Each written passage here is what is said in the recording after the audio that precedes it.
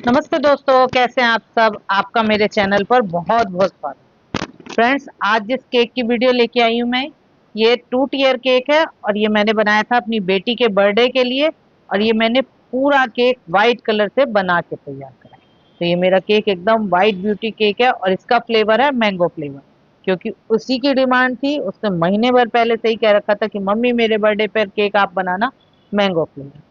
तो इसके लिए मैंने जो दोनों टियर तैयार करी थी, एक मैंने करी थी 6.5 इंची के टिन में बेक, और ये करी थी मैंने 3 इंची के टिन में बेक।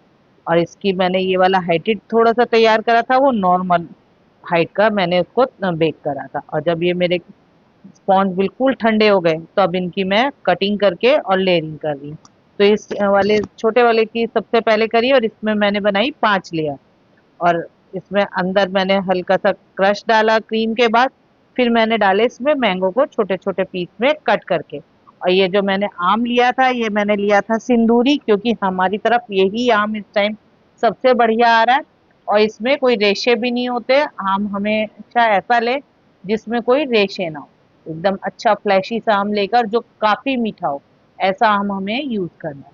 तो उसके आम के छोटे छोटे हिस्से कर लिए मैंने और उसे केक में अच्छे से स्प्रेड कर दिया, जिससे हर जगह मैंगो का, फ्रेश मैंगो का एक फ्लेवर आया और क्रश का भी बहुत बढ़िया टेस्ट आया।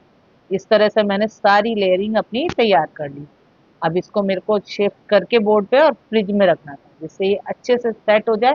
जब मैं इसको शिफ्ट करूँ तो ये आराम से दूसरे केक के ऊपर शिफ्ट हो जाए। लेकिन यहाँ पर एक ये दिक्कत आई, एक तो मैंगो के कारण थोड़ा सा स्लिपरी सा हो रहा था, लेयर ना पूरी तरह स्टिक नहीं हो पाई थी।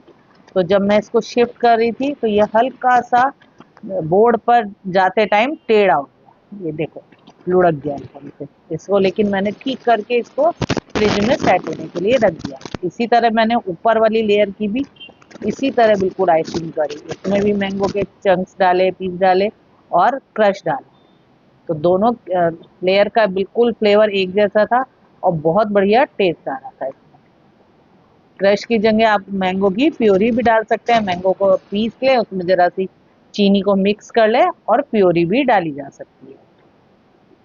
इसमें भी बस मैंने इसी तरह से कटिंग करे हुए मैंगो ऐड करके सारी लेयर लगाकर और इसको भी फ्रिज में थोड़ी सी देर सेट होने के लिए रख दिया था, तकरीबन 1 घंटे के करीब, जिससे लेयर आपस में अच्छे से सेट हो। अब मुझे इसकी फाइनल आइसिंग करनी थी, तो व्हाइट कलर की मैंने क्रीम ली और फिर इस पे ऊपर थोड़ी सी क्रीम डालकर अच्छे से स्प्रेड कर ली। और फिर साइड में भी क्रीम को लगाकर और मैंने इसको अच्छे से सेट कर लिया था। इस पहले ऊपर अच्छे से एकदम स्मूथ ले आई और फिर अब इसके साइड में मैंने हल्के हल्के से रब करती हुई तब लगी, बस इस नाइफ से थोड़ी थोड़ी क्रीम उठा रही थी और तकरीबन 1-1, 2-2 इंची के गैप में मैं उसको लगा रही थी अच्छे से, रब करते करते, जिससे क्रीम भी स्मूथ हो रही थी और अच्छे से फैल जाएगी। जब पूरे केक पर बढ़िया तरीके से स्प्रेड हो गई तो बस एक बार नाइफ घुमा दिया और फिर मैंने कॉम से इसको कर दिया। तो कॉम से करने से फायदा ये होता है कि एकदम केक हमारा बहुत जल्दी स्ट्रेट हो जाता है। कहीं भी एक्स्ट्रा क्रीम होती है वो निकल कर बाहर आ जाती है और केक एकदम सीधा हो जाता है। जितनी बोर्ड पर एक्स्ट्रा क्रीम थी उसे भी हटा के मैंने एकदम क्लीन कर लिया। अब इसकी मुझे फिनिशिंग करनी है, तो ऊपर से भी और साइड में से भी मैंने अच्छे से इसको फिनिश कर लिया। ऊपर का सरफेस कर लिया क्लीन और इसके अब मैं साइड में से भी इसको बढ़िया तरीके से बिल्कुल अच्छे से फिनिश कर, एक बार नाइफ से घुमा लिया, फिर स्क्रैपर होता है उससे भी मैंने इसकी साइड वॉल को एकदम बढ़िया तरीके से क्लीन कर। अवल में तो मुझे इसमें एक पैटर्न बनाना था, जो ब्रश होता है उससे इसको पैटर्न बनाना था मुझे। लेकिन फिर भी साइड वॉल जितनी अच्छी हमारी क्लीन होगी उतना ही बढ़िया हमारा केक का डिजाइन निकल के आया। कहीं कहीं जहाँ गैप रह गए थे वहाँ हल्की सी क्रीम को मैंने अप्लाई कर लिया, जिससे ये गड्ढे से दिखाई दे रहे थे उनको सबको जरा जरा सी क्रीम लगाकर मैंने इसको भर लिया था।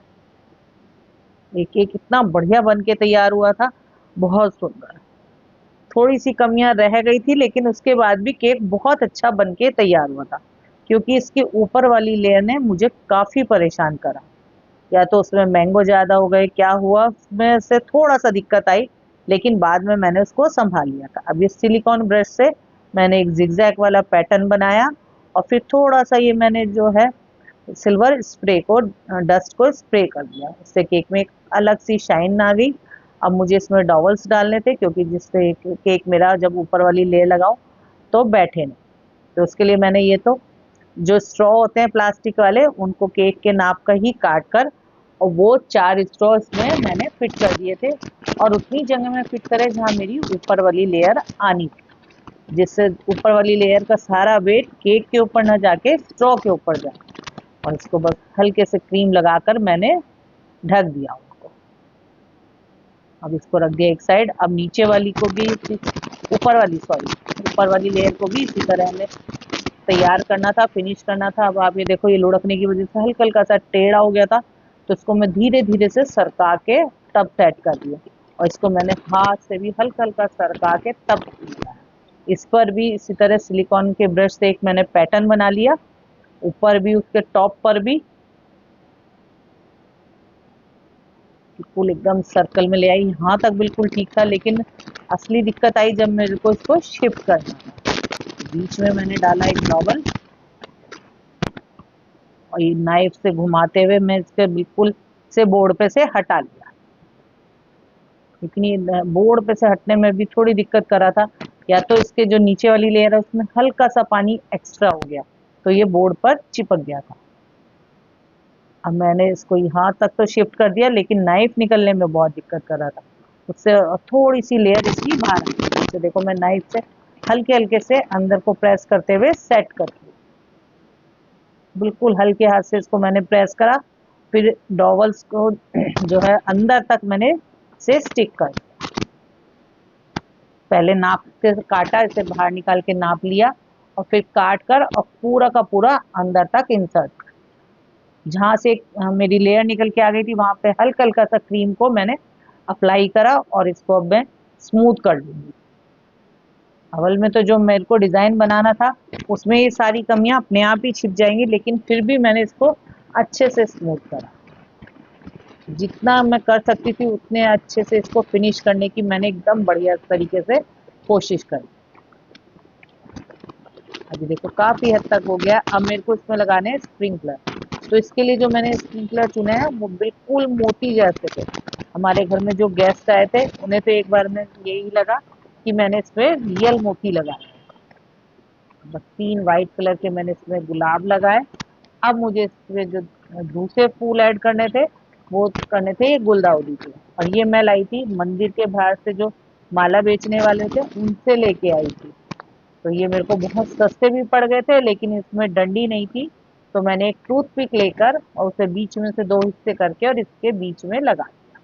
तो इस तरह से मेरी ये डंडी भी तैयार हो गई। और साइड में छोटे फूल लगाने के लिए मैंने लेके आई मोगरे के फूल। ये भी मैं मंदिर के बाहर से ले आई थी खरीद कर, तो एकदम अच्छे से मिल गए थे मुझे ये, और ज्यादा महंगे भी नहीं मिले थे। और मेरे ख्याल में 10 रुपए के मोगरे के फूल मिले, और 20 रुपए के मुझे गुलदाउदी के। और उसको बस मैंने छोटे छोटे जहाँ फूल लगाने थे वहां ये मोगरे के लगा दिए। इसी तरह बीच वाली लेयर में भी रोज के चारों तरफ मैंने लगाए गुलदाउदी के ये, और साइड में लगाए मोगरे के, जो जिससे देखने में ही ये केक एकदम सुंदर बन के आया था, बिल्कुल वाइट ब्यूटी।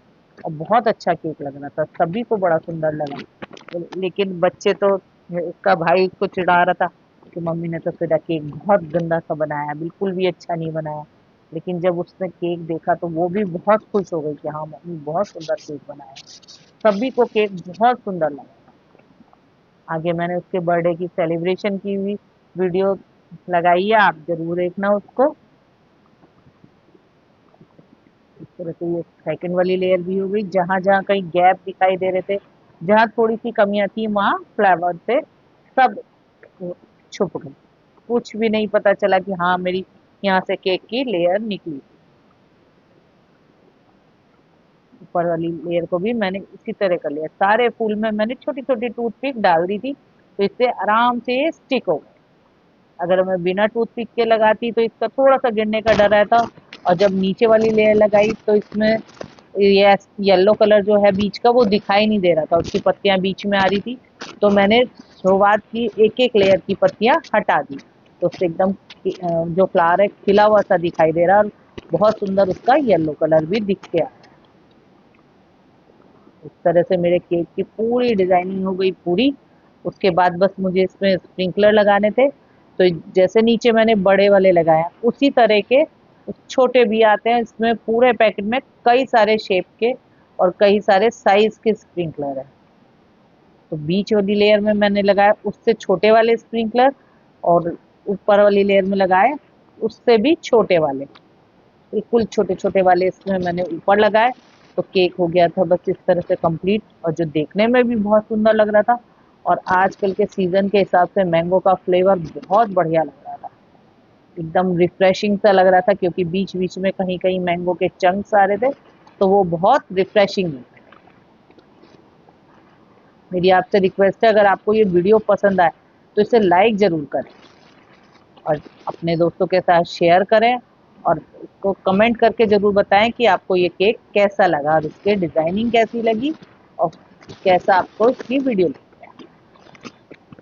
ये है मेरी बेटे की बर्थडे की सेलिब्रेशन।